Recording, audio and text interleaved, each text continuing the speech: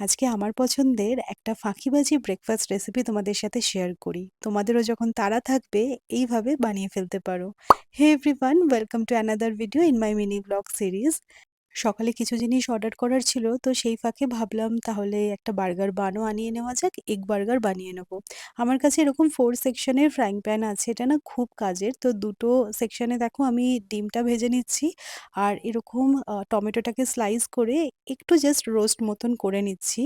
তো এইভাবে না এই বার্গারটা বানিয়ে খেও। এবার বার্গারের একটা সাইডে আমি লাগালাম মেয়োনিজ, আর একটা সাইডে একটু বাটার লাগিয়ে নিয়েছি। ব্যাস, এবার সবকিছু অ্যাসেম্বল করো, একটু চিলি ফ্লেক্স, অরিগ্যানো অ্যাড করে নাও, আর লাস্টলি একটু চিজ গ্রেট করে দিয়ে দাও।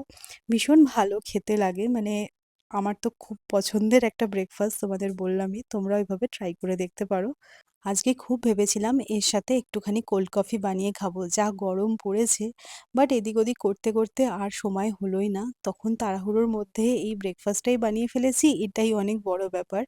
এখন সত্যি কথা, ব্রেকফাস্টের টাইমে যে খুব ভালো করে বসে ব্রেকফাস্ট করতে পারি সেরকমটা নয়, সবসময় কিছু না কিছু একটা তাড়া থাকেই।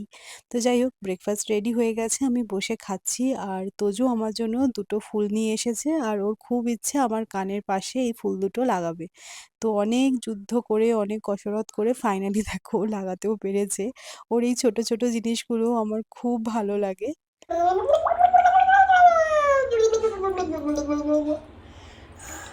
এখানে বিট আছে, এখানে গোয়া বিট আছে, তোর সাথে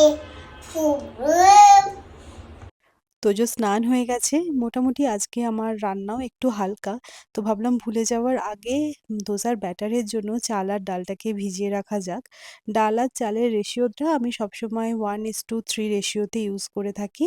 তো তারপরে একটু মেথিও অ্যাড করেছি এর মধ্যে। তো এটা এখন সোক করে রাখবো, আর তারপরে রাত্রে বেটে ফার্মেন্ট হওয়ার জন্য রেখে দেবো। লাঞ্চের পর আমার মিষ্টি খাওয়ার একটু ক্রেভিং হয়, কিন্তু আজকে লিচু ছিল যেখানে আর কিছু চাই না। সিজনের প্রথম লিচু খেয়ে বেশ ভালো লাগলো।